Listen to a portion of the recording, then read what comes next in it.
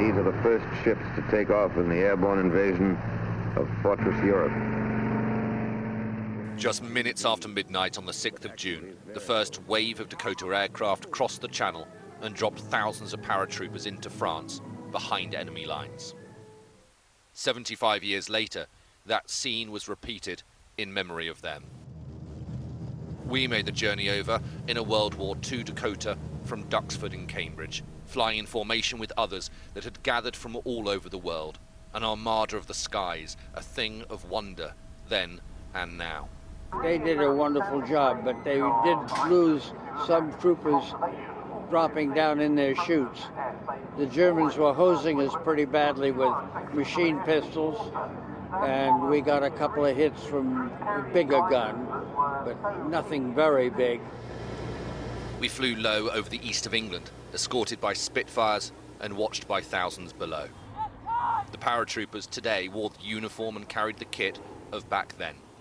They might not have fallen into the teeth of the enemy or under raking fire from the Nazis below, but they jumped in memory of those that did. I went to Ranville Cemetery yesterday, and there were Private John's there, and he was 16 years old. And just thinking about him, what he'd have been thinking when he was jumping. You can't imagine what would have been going through their heads.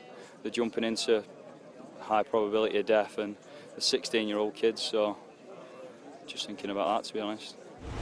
Two of those who jumped were veterans themselves, Harry and Jock, as brave in old age as they were as young men. It was a different world then. It was a world that required young men like myself to be prepared to die for a civilization that was worth living in. I'm surprised we got away with it from Normandy that night. Yeah.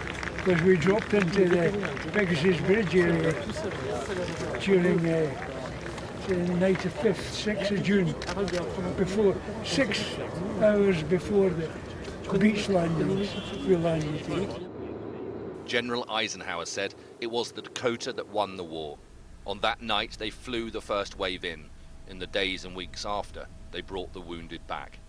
You'll notice with D-Day aircraft, they all have these black and white stripes on them, painted either on the fuselage or on the wing. Now, back in the day, ground crew would get a broom, bucket of white paint, bucket of black paint, and just slop them on quickly.